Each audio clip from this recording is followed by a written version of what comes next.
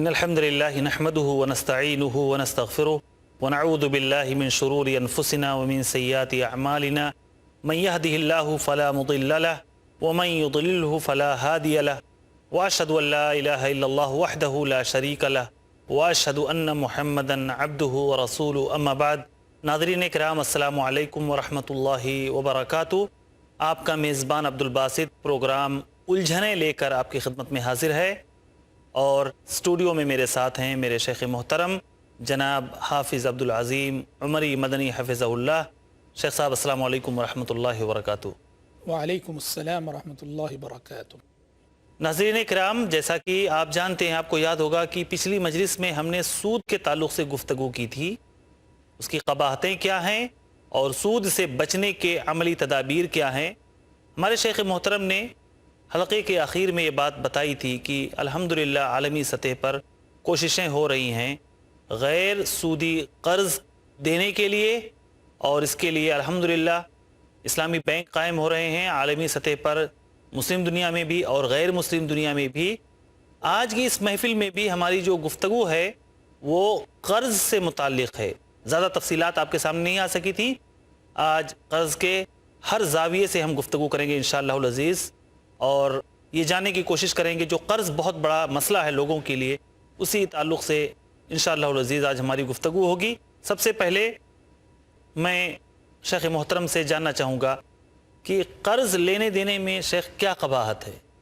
الحمد للہ رب العالمین والصلاة والسلام على اشرف الانبیاء والمرسلین وعلى آلہ واصحابہ اجمعین وعلى من تبعهم بإحسان الى یوم الدین.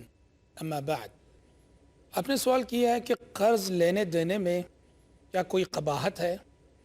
دیکھیے، قرض اگر ضرورت کے موقع پر لیا جائے اور اصول و ضوابط کی پابندی کے ساتھ اس کا لین دین ہو جی تو اس میں کوئی قباحت نہیں.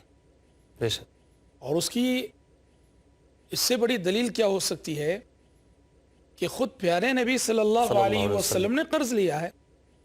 جی ہاں. جی. تو کبھی کبھی قرض زندگی کی ایک ضرورت کے طور پہ سامنے آتا ہے، تو ضرورت پڑنے پر انسان اگر قرض لیتا ہے، وقت پر ادائیگی کرتا ہے، تو اس میں کوئی قباحت نہیں. ہاں، مسئلہ اس وقت بنتا ہے کہ جب انسان بلا وجہ قرض لے، جی، بلا ضرورت قرض لے، قرض لینے کو عادت بنا لے اور قرض لینے کے بعد وقت پر ادا نہ کرے، تو یہ واقعتاً باعث الجھن ہے. جی. باعث الجھن ہے. اور ایسے ہی قرض کے سلسلے میں کہا گیا کہ القرض مقراض المحبہ. سبحان اللہ. القرض مقراض المحبہ. قرض ایک قینچی ہے جو محبت کو کاٹ کے رکھ دیتی ہے. بے شک. یہ کب؟ جب بے اصولی آ جائے، انسان بلا وجہ لے، بلا ضرورت لے، وقت پہ ادا نہ کرے، صحیح طریقے سے ادا نہ کرے، تو جس سے آپ نے قرض لیا ہے اس کے اور آپ کے درمیان جو الفتیں، جو محبتیں ماضی سے رہی ہوں گی، وہ محبت یا تو کم ہو جائے گی یا پوری طرح ختم ہی ہو جائے گی. جی بالکل. ہاں، انسان اصول و ضوابط کی پابندی کے ساتھ اگر قرض کا لین دین کرتا ہے تو اس میں کوئی مذائقہ اور اس میں کسی قسم کی قباحت نہیں ہونی چاہیے. تو شیخ، ہم قرآن میں دیکھتے ہیں، قرآن میں جو سب سے لمبی آیت ہے وہ آیت الدین ہے، قرض والی آیت. تو اس آیت میں کیا رہنمائی دی گئی ہے قرض کے تعلق سے؟ قرض کی اہمیت کے حوالے سے یہ بات بہت اہمیت کی حامل ہے کہ اللہ کی آخری کتاب قرآن مجید کی سب سے طویل آیت، سب سے لمبی آیت، اس کا موضوع ہے قرض. سبحان اللہ. اسی سے ہم سمجھ سکتے ہیں کہ یہ انسانی زندگی کا کتنا اہم معاملہ ہے کہ اللہ نے اپنی آخری کتاب کی سب سے طویل آیت وہ قرض سے متعلق نازل کی ہے. ایک تو اس کا پتہ چلتا ہے، اور دوسری بات اس آیت کی روشنی میں جو سمجھنے کی وہ یہ ہے، اس آیت کا سیاق و سباق دیکھیے آپ. اس آیت سے پہلے جو آیتیں ہیں اس میں سود کی قباحت کا تذکرہ ہے، سود کو چھوڑنے کی تعلیم دی گئی ہے، سودی لین دین، سودی معاملہ کرنے والوں کو وعیدیں سنائی گئی ہیں. اور اس کے فوراً بعد قرض کی آیت آتی ہے، یا ایھا الذین آمنوا اذا تداینتم بدین الی اجل مسمی فلیکتبوہ वल्यक्तुब बैनकुम कातिबुन बिल अदल वला यअबा कातिबुन अन यक्तुबा कमा अल्लमहुल्लाहु फल्यक्तुब। जी। और उससे पहले जबकि वो सूद से मुतालिक वो आयतें हैं कि या अय्युहल्लज़ीना आमनु तक़ुल्लाह वज़रू मा बक़िय मिनर रिबा इन कुंतुम मुमिनीन फ़इन लम तफ़अलू फ़अज़नु बिहर्बिन मिनल्लाहि व रसूलिह। इस तरतीब से खुद ब खुद एक बात समझ में आती है, सूद की कबाहत पर दलालत करने वाली आयतों के फ़ौरन बाद कर्ज की आयत आई है। कुरानी मजीद की ये तरतीब, इन आयतों की ये तरतीब बताती है कि अगर आप सूदी निज़ाम को ख़त्म करना चाहते हैं तो ज़रूरी है कि मुआशरे में कर्ज को रिवाज दिया जाए। बेशक। अगर आप कर्ज को रिवाज नहीं देंगे, मुआशरे के मालदार हाथ नहीं खोलेंगे, गरीबों की ज़रूरतें पूरी नहीं करेंगे, वक्त पर गरीब को पैसा मुहैया नहीं करोगे तुम, तो नामुमकिन है कि सूदी निज़ाम का खात्मा हो सके। बिल्कुल बिल्कुल। ये दर्स दरअसल कुरान मजीद देना चाहता है उस सियाको सबाक से कि सूद की आयतों के फौरन बाद कर्ज की आयत जो आई है। जी। जाहिर बात है, बेचारा एक गरीब है, फ़र्ज़ करो कि उसकी कोई औलाद अस्पताल में एडमिट है और उसके लिए पैसे दरकार हैं, उसके पास तो कुछ नहीं, वो मुआशरे के अमीरों के पास जाता है, कहता है कि मुझे कुछ कर्ज दीजिए, मुझे अपने बच्ची का इलाज कराना है। ये सारे अमीर अगर धुतकार दें, कर्ज ना दे, कहाँ जाएगा वो तो मजबूरी में यही करेगा कि जाऊं मैं किसी मारवाड़ी से सूद ले लूं और किसी तरह इलाज कर लो, या चोरी और डकैती पे आमादा हो जाए। या तो चोरी और डकैती पे आमादा होता है। जी हाँ, कौन जिम्मेदार? मैं और आप जिम्मेदार हैं। बेशक। तो सूदी निज़ाम से अगर आप लड़ना चाहते हैं, सूदी निज़ाम को अगर आप ख़त्म करना चाहते हैं, तो मुआशरे में कर्ज को रिवाज देना पड़ेगा और मुआशरे के मालदारों को अपने हाथ खोलने पड़ेंगे। एक तो ये तालीम है उस आयत में, ये आयत के सियाक व सबाक से जो बात मालूम होती है। और रही आयत जो आयतुद्दैन है, उसके मज़ामीन में बुनियादी तौर पर 3 बातें कही गई हैं। 3 बातें। पहली बात तो यह है कि कर्ज का लेन देन करो तो उसका वक्त और उसकी मुद्दत मुतय्यन कर लो। इला अजल मुसम्मन, इला अजल मुसम्मन, वक्त मुतय्यन कर लो कि ये कर्ज जो लिया जा रहा है, दिया जा रहा है, ये कितनी मुद्दत के लिए, कब इसको वापस करना है। जी जी। मुद्दत मुतय्यन हो, सबसे पहली चीज़। दूसरी चीज़, कुरान ये कहता है कि इस मामले को तहरीरी शक्ल में ला लेना चाहिए। अच्छा। तहरीरी शक्ल में, जी हाँ, लिख लेना चाहिए कि ज़ैद बकर से इतने हज़ार रुपये, इतने लाख रुपये कर्ज ले रहा है, लिख लिया जाए मामले को। और तीसरी चीज़ कि इस मामले पर 2 इंसानों की गवाही ली जाए, 2 गवाहों के सामने ये मामला हो। देखो, ये सब बहुत अहम तालीमात है जिनको आज मुआशरा नज़रअंदाज कर रहा है। हमको इसकी हिकमत उस वक्त समझ में आती है जब हम उन उलझनों को देखते हैं, जिन उलझनों में वो लोग गिरफ्तार होते हैं जिन्होंने कर्ज का लेन देन करते हुए तहरीरी कार्रवाई ना की हो और गवाह ना रखे हों। कैसे मसाइल पैदा होते जानते हैं?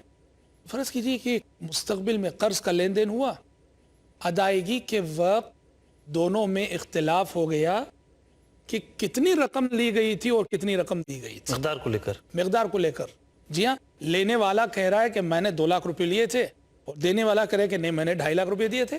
मिक़दार को लेकर इख्तिलाफ हो सकता है।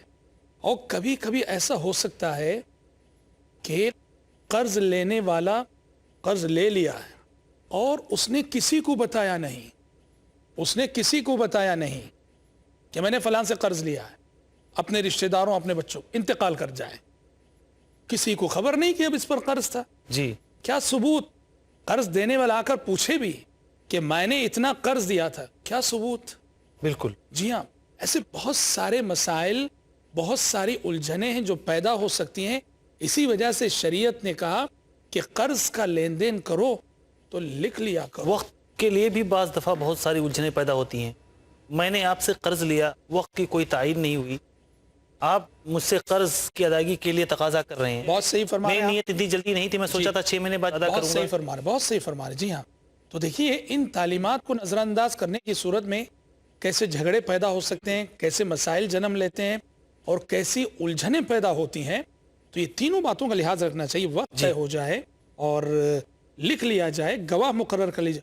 लोग इसको क्या समझते हैं, तहरीर की जब बात आती है, अच्छा मुझ पर भरोसा नहीं, मुझ पर एतमाद नहीं। भाई, आप पर भी एतमाद है, हम पर भी एतमाद है, सब एतमाद अपनी जगह बजा है। اللہ اور اس کے رسول کے حکم کے آگے سر جھکائیے، وہ کاروائی کیجیے، آپ کی بھلائی میری بھلائی اسی میں ہے۔ بے شک خواہ مخواہ کے سوالات اس پر کہ کیوں لکھیں خواہ مخواہ، کیوں گواہ بنائیں خواہ مخواہ، یہ چیز جو ہے نا بالکل نہ مناسب آپ کے حق میں اچھی ہے نہ میرے حق میں اچھی ہے۔ تو قرض دینے کی کوئی فضیلت شریعت میں آئی ہوئی ہے شیخ؟ غریبوں محتاجوں کو جو ہم قرض دیتے ہیں اس کے لیے کوئی فضیلت ہے؟ ظاہر بات ہے کہ عموماً اسلام نے مجبوروں، غریبوں اور ناداروں کے ساتھ ہمدردی کی جو تعلیم دی ہے تو اس پر بڑی بڑی فضیلتیں بھی سنائی ہیں۔ جو بھی انسان کسی غریب کے کام آتا ہے، کسی بھوکے کی بھوک مٹاتا ہے، کسی پیاسے کو پلاتا ہے، کسی برہنہ شخص کو کپڑے پہنا، بڑی فضیلت ہے۔ جی تو قرض جیسی عظیم نیکی، قرض جیسا عظیم تعاون، اس کی یقیناً فضیلت ہونی چاہیے۔ ہونی چاہیے۔ اور بخاری شریف میں اس سلسلے میں حدیث بھی آتی ہے۔ بخاری شریف میں ہے کہ ایک شخص کو اللہ تبارک و تعالیٰ نے جنت دی، حالانکہ اس کے پاس کچھ زیادہ نیکیاں نہ تھیں، کچھ زیادہ عمل نہ تھے۔ کون سی نیکی، کون سا عمل؟ اس کا ایک عمل تھا، اس کی ایک نیکی تھی جو اللہ تبارک و تعالیٰ کو بہت پسند آئی۔ شیخ یہ حدیث انشاءاللہ العزیز ہم بریک کے بعد مکمل کریں گے۔ ناظرین اکرام، بہت اہم حدیث آپ کے سامنے آئی ہے اور ابھی اس کی تکمیل باقی ہے، انشاءاللہ العزیز ہم اس کی تکمیل کریں گے، کہیں جائیے گا نہیں۔ السلام علیکم ورحمۃ اللہ وبرکاتہ۔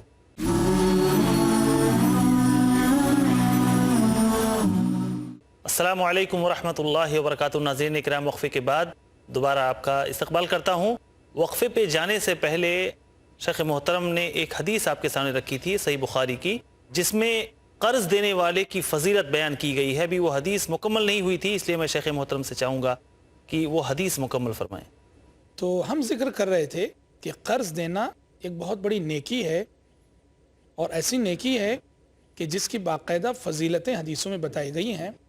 تو بخاری شریف کی یہ حدیث ہے کہ ایک شخص، اس کو اللہ تبارک و تعالیٰ نے جنت عطا کی، حالانکہ اس کے پاس کچھ زیادہ نیکیاں اور کچھ زیادہ اعمال نہ تھے، جی بس اس کی ایک نیکی تھی جس سے اللہ تبارک و تعالیٰ خوش ہوا، اور اس نیکی کی قدر کرتے ہوئے اللہ نے اسے جنت دے دی۔ کہا کیا نیکی؟ اللہ اکبر۔ کہ دنیا میں اللہ نے اسے مال دیا تھا، دولت دی تھی، تو وہ اپنے اس مال کے ذریعے سے مجبوروں کو، غریبوں کو وقت ضرورت قرض دیا کرتا تھا۔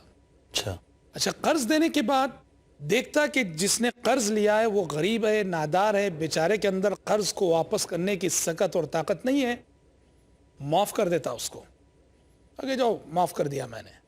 اور اگر دیکھتا کہ اس کے اندر قرض واپس کرنے کی طاقت تو ہے مگر وہ مہلت چاہ رہا ہے، 2 مہینے 3 مہینوں کا ٹائم تھا، وہ چاہ رہا ہے کہ اور وقت دیا جائے، تو اور وقت دیتا تھا۔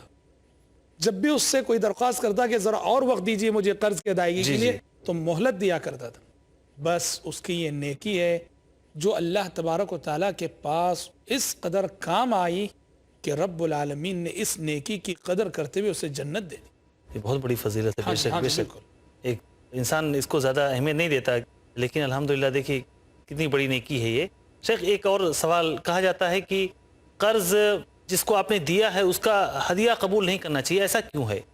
ہاں جی، یہ بھی قرض سے متعلق اہم مسئلہ یہ بھی کہ جس شخص کو آپ نے قرض دیا ہے وہ اگر آپ کو کوئی ہدیہ لا کے دیتا ہے تو وہ ہدیہ قبول نہیں کرنا چاہیے قرض دینے والے کو، کیونکہ وہ ہدیے کی نیت سے دے رہا ہو صحیح، لیکن وہ چیز ہدیے کے بجائے سود بن سکتی ہے۔ اچھا، ہاں، سوال یہ ہے کہ اس نے مجھے میرے قرض دینے سے پہلے ہدیہ کیوں نہیں دیا؟ میرے قرض دینے سے پہلے کیوں نہیں دیا؟ اس کو کبھی مجھے زندگی میں ہدیہ دینے کی توفیق نہ ہوئی، اور جب میں نے اسے قرض دیا ہے تو مجھے ہدیہ لا کے دے رہا ہے، تو یہ تو گویا ویسے ہی ہو گیا کہ جیسے آپ کو کوئی سود خور 10,000 روپے دے کر 11,000 واپس لیتے، 1,000 کا فائدہ اٹھاتا ہے، ویسے ہی میں نے آپ کو قرض دے کر اس ہدیے کا فائدہ اٹھایا ہے۔ بالکل۔ تو چونکہ نام گرچہ ہدیے کا ہے لیکن اس کی شکل سود کی بن سکتی ہے، اس وجہ سے یہ کہا گیا ہے کہ جس کو آپ قرض دیتے ہیں اس کا ہدیہ بھی قبول نہ کیجیے۔ ہاں، ایک صورت میں جائز ہے، وہ کب ہے جانتے ہیں؟ کہ قرض دینے سے قبل اگر آپ دونوں کے درمیان ہدیے کے لین دین کا تعامل ہوتا رہا ہے، اس سے پہلے بھی اس نے آپ کو دیا ہے یا آپ اس کو دیے ہیں، پہلے سے آپ دونوں کے درمیان یہ تعامل اور معاملہ رہا ہے، تو اب قرض دینے کے بعد بھی آپ ہدیے کا لین دین جاری رکھ سکتے جاری رکھ سکتے ہیں. جی جی یہ حکم ان لوگوں کے لیے ہے کہ جن کے درمیان قرض دینے سے پہلے کبھی ہدیے کا لین دین نہ ہوا. اچھا. جی ہاں. لیکن ایک حدیث ہے جو بہت مشہور ہے شیخ کی، خیارکم احسنکم قضاء. ہاں، تو یہ حسن قضا یا اچھی ادائیگی کا کیا مطلب ہے؟ یعنی پیارے نبی صلی اللہ علیہ وسلم نے ارشاد فرمایا ہے کہ انسان کے اخلاق کی دلیل ہے کہ قرض ادا کرتے ہوئے وہ اچھے طریقے سے ادا کرے. حسن قضا، جیسے آپ نے ارشاد فرمایا، جی. کہا کہ حسن قضا ہو، جو قرض تم نے لیا ہے اس کو بھلے طریقے سے ادا کرو. یہ حسن قضا کا مطلب کیا ہے؟ ایک تو یہ ہے کہ جو وقت متعین ہے وقت پہ دیا جائے، جی سب سے پہلے یہ. بالکل. اور دوسرے دو پہلو ہیں حسن قضا کے، جو میں سمجھتا ہوں پیارے نبی صلی اللہ علیہ وسلم کی ان دو حدیثوں کی روشنی میں ہم سمجھ سکتے ہیں. کہ ایک حدیث تو یہ ہے کہ پیارے نبی صلی اللہ علیہ وسلم نے ایک بدو سے قرض لیا تھا. اچھا. ایک دیہاتی سے قرض لیا تھا. قرض لیا تھا. اب وہ آپ کی خدمت میں حاضر ہوا اور آپ صلی اللہ علیہ وسلم کے ساتھ زبان درازی کرنے لگا. اچھا. ہاں جی. صحابہ کرام رضوان اللہ علیہ مجمعین کو غصہ آیا کہ پیارے نبی کے ساتھ یہ ایسی زبان درازی کر رہا ہے. تو پیارے نبی نے صحابہ سے کہا دعوہ فإن لصاحب الحق مقالا، چھوڑ دو اس کو، اس کی حالت پہ، حقدار کو کہنے کا حق پہنچتا ہے. بہت بڑی بات، سبحان اللہ. بہت بڑی. حالانکہ یہاں بالکل. پیارے نبی سے کوئی کوتاہی نعوذ باللہ نہیں ہو رہی تھی قرض کی ادائیگی میں.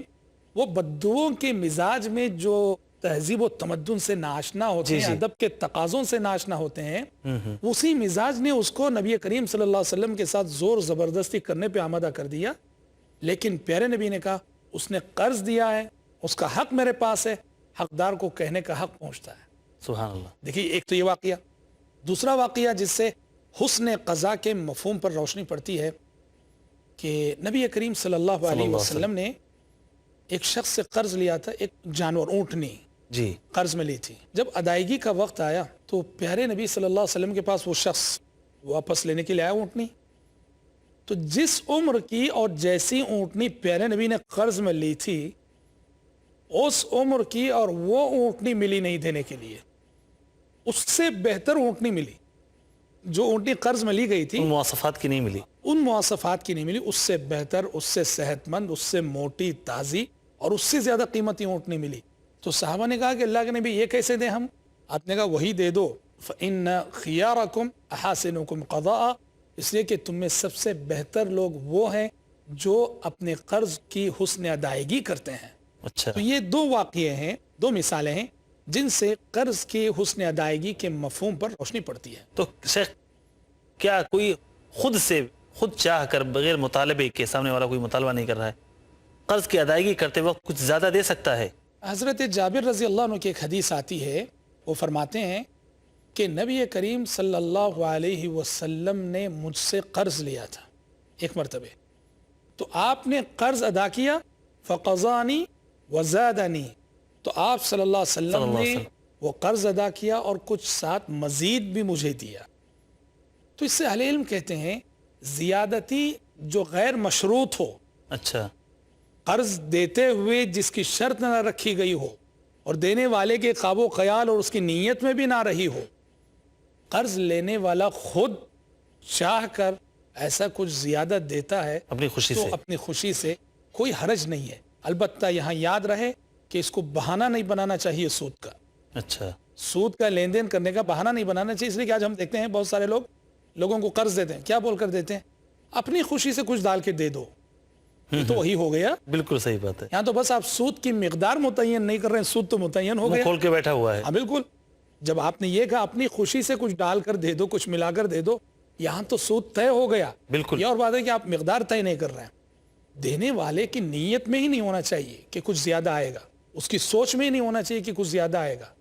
لینے والا اگر خود چاہ کے کچھ زیادہ دیتا ہے تو زیادتی جو غیر مشروط ہوتی ہے، جس کی شرط نہ رکھی گئی ہو پہلے سے، تو اس زیادتی کی کسی حد تک گنجائش شریعت میں موجود ہے. بے شک. لیکن شیخ آج کے ہم زمانے میں دیکھتے ہیں کہ اکثر مالدار طبقہ جو ہے وہ قرض دینے سے کتراتا ہے، قرض دینا نہیں چاہتا ہے. کیا وجہ ہو سکتی ہے اس کی؟ دیکھیے مالدار طبقہ قرض دینے سے کتراتا ہے، قرض نہیں دیتے ہیں، تو اس کی دو بنیادی وجوہات ہیں. پہلی بنیادی وجہ تو اس مالدار کے اندر پائے جانے والی بخیلی. کنجوسی. جی جی بخیلی کہنا چاہیے اسے مالدار کو, جی جی جو کہ قرض نہیں دینا چاہتا. بعض مالدار بخیلی, مال سے محبت, تجوریاں بھر بھر کے رکھ رہا ہے, پیسہ سالوں سے جو ہے پڑا ہوا ہے, کوئی اسے چھونے والا نہیں, پر کسی غریب کو نہیں دینا چاہ رہا وہ. جی بالکل. تو یہ تو ہوس ہو گئی, مال سے بے انتہا اور حد درجے محبت ہو گئی, لالچ ہو گئی, بخیلی ہو گئی. جی ایک تو یہ سبب ہے, اور اس سے بڑا سبب جو ہم سمجھتے ہیں کہ اگر مالدار قرض نہیں دیتا ہے, قرض لینے والوں کی بے اعتدالی. جو بھی مجبور, جو بھی غریب قرض لیتا ہے وہ وقت پہ ادا نہیں کرتا ہے, ایک دم لاپرواہ رہتے. لاپرواہ. قرض لینے تک تو وہ ہمارے گھر آتا رہا, چکر کاٹتا رہا, اور جب دینے کی بات آ رہی ہے تو ہمیں اس کے گھر کے چکر کاٹنے پڑ رہے ہیں. جی. اب ایسا ہوگا تو بتائیے, لا یلدغ المؤمن من جوہر مرتين. انسان بیچارہ کوئی قرض دینے والا مالدار دیتا ہے اور ایسے ہی ایک سے دو تلخ تجربے اس کو ہو جائیں تو وہ کیا کرے گا؟ ظاہر بات ہے کہ وہ احتیاط کرے گا. بے شک. اس لیے ہم سمجھتے ہیں کہ دونوں جانب سے اعتدال آنا چاہیے. مالداروں کو چاہیے کہ وہ مال کی محبت کی قربانی دیتے ہوئے قرض دیں. بے شک. جزاک اللہ خیراً. ناظرین اکرام, آپ نے دیکھا کہ قرض جو اتنا بڑا مسئلہ ہے اور ہماری زندگی میں بہت ساری الجھنوں کا سبب بنتا ہے, اگر ہم اسے شریعت کی روشنی میں حل کرنے کی کوشش کریں, اگر ہم قرض کا لین دین اس طریقے سے کریں جیسے اللہ اس کے رسول نے ہمیں حکم دیا ہے, تو ہماری زندگی میں یہ الجھنیں کبھی نہیں آئیں گی. اللہ رب العالمین سے دعا کریں کہ الہ العالمین جو لوگ ہمارے سماج اور معاشرے میں قرض دار ہیں ان کے قرض کی ادائیگی کے لیے کوئی سبیل پیدا فرما دے. آمین یا رب العالمین. والسلام علیکم ورحمۃ اللہ وبرکاتہ.